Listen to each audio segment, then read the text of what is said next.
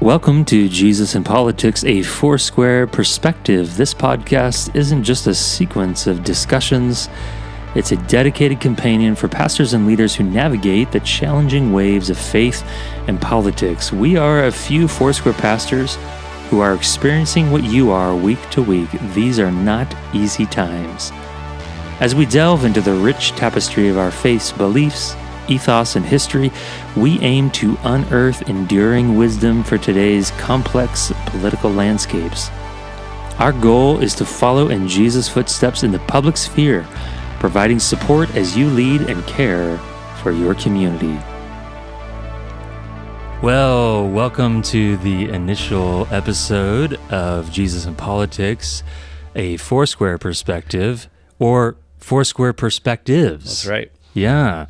I am Isaac Hovitt, pastor of discipleship here at Gettysburg Foursquare in Gettysburg, Pennsylvania, and Mark Chester, lead pastor here, and we're excited to help put this together. We got a few others or a couple of others that are joining us, but yeah. Pastor Mark, this came out of some conversation and some friendship. How did this come about? Yeah, it's probably good. We're about as experienced at podcasting as we are talking about politics in the church, and that's okay, because that's really what kind of got this whole conversation started with some of our other Foursquare friends of like, hey, are you wrestling through all that we've faced over the last about 8 years in politics and trying to navigate what feels like some really new things that have come about through politics and how they've affected our church life, and really the revealing of where we need to go deeper in some discipleship. And so as we've been in conversation, we thought, a lot of us feel this way. Yeah. It might be really good that we offer something that we can all just kind of walk through and stumble through and learn through together. So excited about this. Yeah. And we said that word perspectives because there's a lot of ways to think about and consider the political realm and what that means. But I think it's probably true that every congregation is feeling the strain. And I came across the Ernest Hemingway quote this morning: collapse happens slowly and then all at once. And it feels like the challenge that we've had politically has been happening for a long time, but in the last few years, as you mentioned, it just feels like it got really difficult. So yeah, that's why we're motivated to at least have a conversation, talk our way through, feel our way through. Yep. And we've got Andrew Williams down in Virginia, Phil Manginelli down in Georgia that are going to be regularly on the podcast with us as we talk through. So why don't we do this? I was going to say one more thing. Our hope as we are here in May, the end of May in 2024, knowing that this is an election year. In fact, it's a global election year. I heard there's more elections this year that will take place in 2024 than maybe in history, but we have another significant one in the United States, and we just are hoping to offer kind of a regular place where we can all journey together through the midst of whatever comes our way and the stress of it, I think a lot of pastors, Barna's research that just came out again a couple months ago, one of the top things that pastors feel right now is a sense of loneliness and isolation, while on top of feeling less like the people in their church respect their voice. Yeah. And so, pastors are looking, where can I talk to some people that know what I'm going through? Not necessarily have all the answers, because I think that's what we all are realizing. There's no simple answer, but there are people that share similar hopes and perspectives, and that's what we hope to do as we go through the remainder of this year with our friends Andrew and Phil and others that we'll bring on the podcast. Yeah. So go ahead. Let's introduce them. Yeah. Okay. So we've got Andrew Williams, and why don't you just tell us a little bit about yourself, your context, your experience with Foursquare, and then maybe why is it that you were interested in joining this conversation and contributing? Yeah, thanks, Mark, and thanks, Isaac. It's really good to be on. Excuse me. I'm having down here. We're having a lot of allergens as I live in the Shenandoah Valley in Virginia, and so woke up this morning just with some fun effects of that. But regardless, it's just good to be on. I pastor in Fishersville, Virginia, which, like I said, is in the Shenandoah Valley of Virginia, very close to Shenandoah National Park. It's just a beautiful part of the country. I've been here for about 2 years. This is actually my home church that I grew up in, coming back now serving as lead pastor, which is just a gift. And before that, I pastored actually pretty close to both of you in York, Pennsylvania. Oh, Foursquare Church there. yeah. Yeah. And did that for a little over 5 years. Served at another Foursquare church in Southern Virginia before that. And I'm Foursquare through and through. I've served on the Foursquare cabinet, served as an area pastor on the district council. And I also am an adjunct professor at Life Pacific University, our denominational university. Foursquare through and through. And I think the reason that I'm passionate about this conversation is because I think that the church has a very distinct voice that oftentimes is not utilized the way that I think it can be utilized. Now, people can hear all sorts of different things when I say that, and I think as we unpack it, I can try to say what I actually mean by that. But I think that among all the voices culturally today, the church has a unique calling and a unique voice that I want to encourage pastors to utilize because we have a distinct lens to look at the things going on culturally, look at the things going on governmentally, and I think that Christ would have us take a unique posture. That's really good. Do you, Andrew or Mark, is there a moment, like an incident or a conversation where you thought, we need to maybe think about this or help our people to think about it? Is there a moment that came about, or maybe it's just a season, but what like first clued you in, like, we need to talk about this a little bit different and help our people? I can give you an incident, and it's stark for me. It probably will raise some emotions even for some of you listening. And I'll connect it actually to what Andrew said, because I agree with you, Andrew, completely that the church has a distinct voice. And I feel like what maybe I learned through the season, going back, about 8 years ago when Trump was running against Hillary, was, wait a minute, like, maybe we don't have a distinct voice. Maybe the church's voice has started to look and sound a lot like other voices and political voices instead of it actually having a distinct voice. I remember the moment that several people actually in our church had stuck out on Facebook, and some people had told me about it, that they were done with Beth Moore and didn't want to read any of her books, and those that had been to some of her simulcasts were out. And I was like, where did that come from?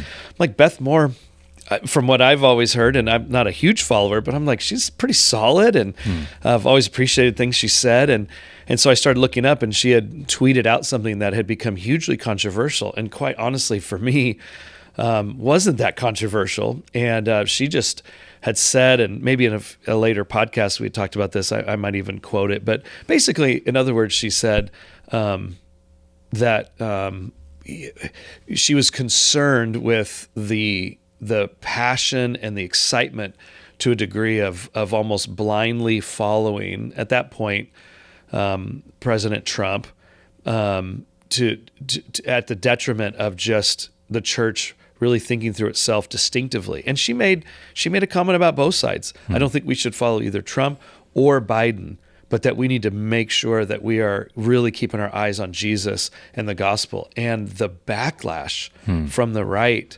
primarily with that quote, I don't know of a lot of people from the left that would have wanted Biden. This was at Trump's re-election time.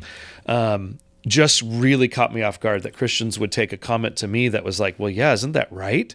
We don't want to follow either candidate more than we're just searching for what Jesus would say in the midst of this. really caught me off guard. And like I said, with what Andrew was saying, that really realized, wait a minute, like for someone to say the church ought to speak in a different way and almost apolitically above it, trans politically above the rest of this politics, and that there was such a backlash, it really spoke to me of like, oh wow, there's a segment of the church that it maybe not doesn't realize the uniqueness of what we have. So that was a big moment for me of like, okay, I need to disciple myself more, because I don't blame my church or people for having that perspective, but I realize I need to disciple myself more and probably my church more, not to autocorrect immediately, oh, those of you looking to the right or to the left, but like, oh, do we understand that we have a different perspective? It really reminded me of the disciples after Jesus rose from the dead. That's like, yes, now we're going to take Rome. And Jesus is like, no, our plan's a little different. So that was a moment for me. Yeah. Yeah. How about you, Andrew? Is there a moment that comes to mind for you that's that motivated you to think about this more deeply? Oh man, many moments. One sticks out though. I think around the time of the 2020 election, it was difficult. I think, I think we all remember trying to pastor in COVID, and that it was just difficult. I mean, I think about the politicization of COVID in general. I think about the Black Lives Matter push during that time and how polarizing that was. I think about all this during an election. I mean, it was crazy. And we're all trying to scramble and learn to be videographers to church online. And I mean, it was just crazy. In the midst of that, moving up to the election time, I had a wonderful lady that we had spent a lot of time with. She was an older lady, just precious. I mean, just precious soul. And she asked me, because it was a few weeks before the election, when I was going to make my official endorsement not for a candidate, or for politically a candidate. And I just told her that wasn't going to be what I'm doing. Not because it was out of fear, but out of a faithfulness to actually what my calling is as a pastor. And I remember that being a thing for her, where she said, well, I'm going to have to find a church that I can follow my pastor in this way. And it was it was very jarring. And, I've had various moments of that, but that one sticks out because it just shows that oftentimes the allegiances we have are very much hidden until they're revealed. And I think in this moment, it just very much caught me off guard. And I realized that just avoiding the issue, which I wasn't avoiding the issue, right? I was trying to be faithful to make the church's mission, right? But I think for me that helped me realize, actually, I need to help disciple my people into understanding the relationship between God's kingdom and the kingdoms of this world better. And ever since then, I think I've been more intentional about trying to help people find that voice we've been talking about, that church voice, thinking theologically, and training people to try to think biblically, think theologically about our allegiances. So yeah, that was a moment for me. Yeah. Oh man, that's a profound moment. And jarring. You live in Virginia, which has a deep history of a state of independence and all sorts of political conflation happening there, and it continues to reemerge. I think for me, there's a variety of instances I can look back, but early on, this is like George W. Bush era, and there's wars happening in the Middle East, and we're sending troops to Afghanistan and Iraq, And for me, it was really, I remember one week as a church, I was on staff as a staff pastor. We're praying for the missionaries that are heading into the Middle East, and it's all very hush hush about where they're going, and we're all just passionately praying for them to have effectiveness. And then within the next month, we are also praying for our troops that we're sending in to do their work in the Middle East. And I just realized, without blinking, we prayed for both of those things, and we were interested in both of those things. And I started to realize, I think this all might feel like the same thing for us, whether that's America and Christianity, politics, and where our hope lies, and who takes the lead on that, and where our hope is at. And that took, a number of years to sort through and to think through, to, make sense of it. And I continue to feel really, I don't say confused, but really interested in continuing to talk about these things, because we live in a very complex socio-political situation that requires a lot of us. So this might be a good time to allow Phil to introduce himself. Phil Manginelli down in Atlanta, Georgia. And Phil, maybe you could just do the same thing. You could introduce who you are, a bit of your context, and tell us a little bit about why you are motivated to join this podcast and to contribute. Well, thanks, Phil, for introducing yourself and getting us a sense of where you're coming from in all of this. What we want to do for the remainder of this initial episode is to describe a little bit of how we want these various episodes to be structured, and kind of the way that we want to go about this. We want this to be a helpful conversational tool. We are hopeful that pastors and leaders will either share these episodes with fellow leaders or pastors, just to give them a sense of like how some others are talking and thinking through these things. And we're hopeful that it can be helpful in those ways. But in our conversation before we started today, Andrew shared some interesting thoughts about the various perspectives. And Andrew, would you share a little bit more about what you were getting at there, and how this podcast can be helpful for the multiplicity of perspectives that are out there? Absolutely. Yeah, I think that there can be multiple faithful ways of thinking about and going about pastoring people through the kinds of things we're going to be talking about. And so, even us, we're all friends. We all are encouraging one another and enjoy talking about these things. But, very well may be the case that some of us are coming from various different perspectives on some issues and some nuances, and that's okay. I think our hope is that we can kind of demonstrate charity, and even the ways that pastors can encourage one another, even though there can be some various differences in the way that we go about it. There are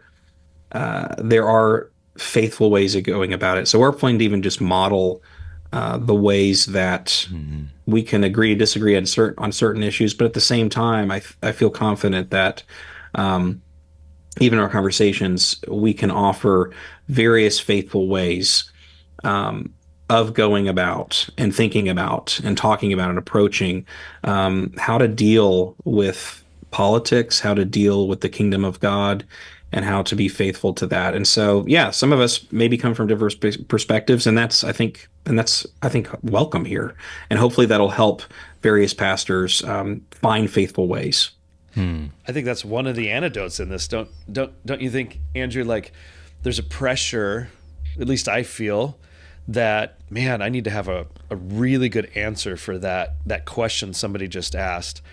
And what it seems like that is happening in our culture with so many people talking about this, not just in the church, but everywhere, this polarization. Well, that polarization that's existing in our culture is because it's this binary, it's this way or that way. It has to be, you're this or you're that. You believe this or that. And that translates, I think, into pastors and thinking, oh, somebody has a question about politics, or even now it could be issues surrounding gender, LGBTQ, and it's like we feel this pressure because of that one way or another, that there's an answer that if I can give the right answer, it's going to fix everything. And so I think even part of this is that antidote of like, no, there isn't just one answer. Of course, we do know, we believe that as the gospel and who Jesus is, but that plays itself out in a lot of different ways. And so I love that perspective, because I think it helps us, frees us a little bit of this pressure, which I think is just lending itself to the polarization that we keep just getting further and further apart, instead of realizing that there are different ways to look at this and remain faithful to the very core things of what we believe as followers of Jesus. Yeah. And I think I'm glad you bring up Jesus. Good. Yeah. Right. But, there's some native resources that we have in the Foursquare family that we want to come back to in the podcast to talk about. We have obviously an elevation of Jesus as our Savior, our healer, baptizer with the Spirit, soon coming King, but also some of the values that we live with. We live with egalitarian values, in which we are. There's a oneness, even if we're not the same, and we advocate for that. We have this interesting dual-edged sort of moderation that that is more natural for us. That we're not interested in just a murky middle, but we're not prone to extremes. And those are native resources that we would want to encourage Foursquare pastors to draw upon, and certainly, however it is that they choose to lead their congregations through the political arena, that they can draw on the resources that are native within Jesus, obviously. I mean, it's obvious to say, but there's some really particular things. And so we'll massage some of those resources. Exactly. I mean, I think Amy, from the very beginning of her ministry, right, was challenged oftentimes because she actually did find a moderate approach to a lot of things. I mean, I don't know how many people know, but there was articles written on her that she wasn't Pentecostal.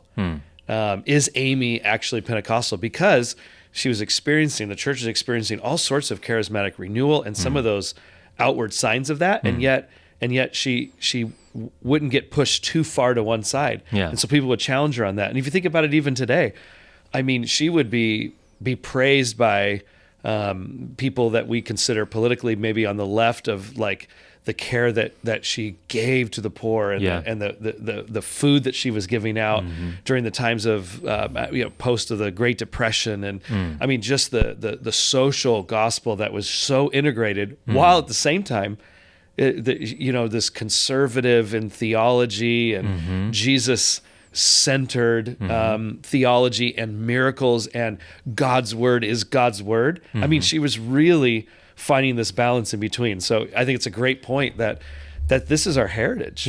And so let's continue that. Instead of finding or thinking that Foursquare is going to find itself on either of the margins, it wouldn't be really true to who we are and who Amy was from the very beginning.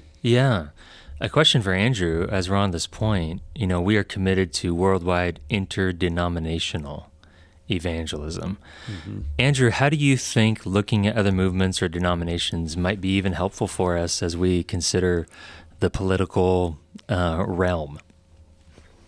Yeah, I think it can help us get out of our echo chambers. And I think, too, it can help us see that we're coming from particular contexts. So for me in my context, which I think is somewhat similar to yours, but different for other people, is the kinds of people we're pastoring are coming with a certain set of questions, a certain set of presuppositions that we want to help address. Where if someone was up in Boston, might have a bit of a different set of expectations, and that's just here in America. And I think the same is true not just geographically, but I think it's also true denominationally. I think if you look at various denominations, different ones are facing different pressures politically.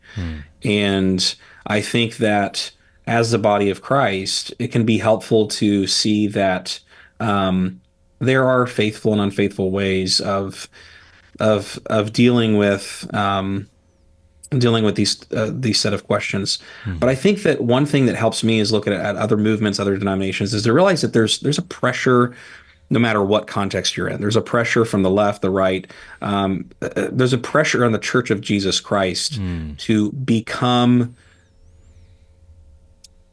very much like the world, right? Being of the world in Jesus's words, and rather than merely in it as an expression of the lordship of Jesus Christ in the midst of the kingdom of this world. So I think that in some ways, even politics and even the bent of particular denominations and movements can almost make us adversarial towards our brothers and sisters, when I think in some ways we can see that we're kind of all in this together in terms of trying to push against the politicization and polarization that is coming at us. And to remain faithful, we really need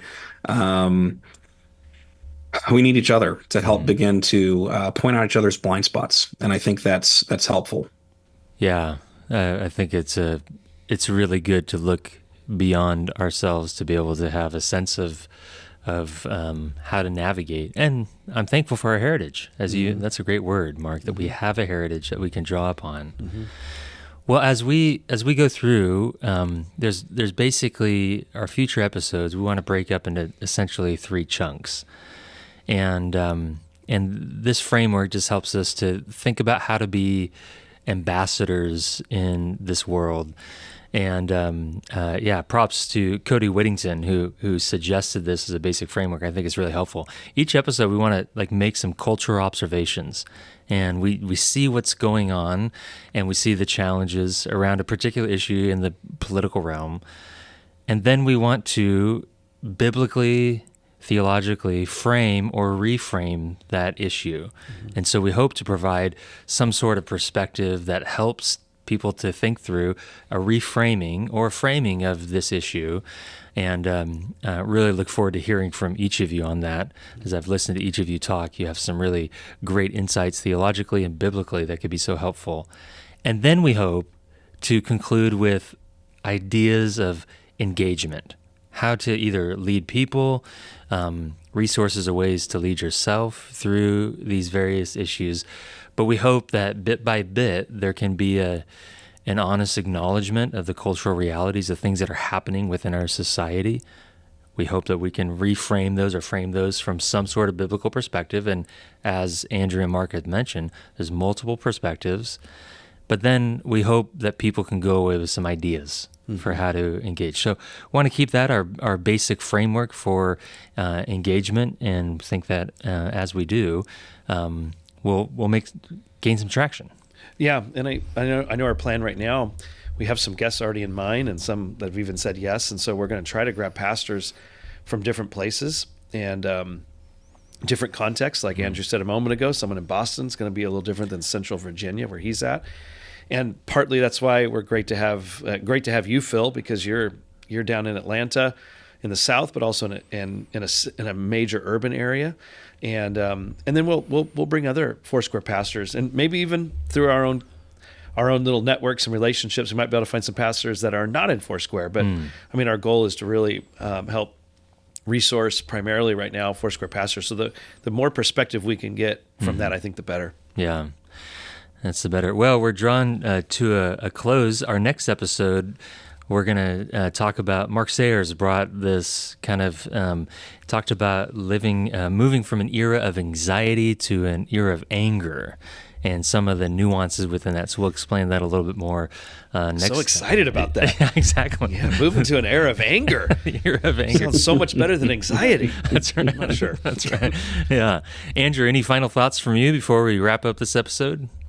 No, I just appreciate the opportunity, guys, and I'm excited about our future episodes, and just for our listeners, this hopefully this is going to equip you and encourage you, challenge you, and we need to be learners and growers. So if one of us says something that just rubs you the wrong way, I'd just encourage allow that to press you even more. That's not saying that we're right. It's just saying that hopefully the various ways we we're thinking about this can help us just all think deeply. Help us all think deeply together. That's really our goal. And so, yeah, just thank you guys for the invitation to be a part of this.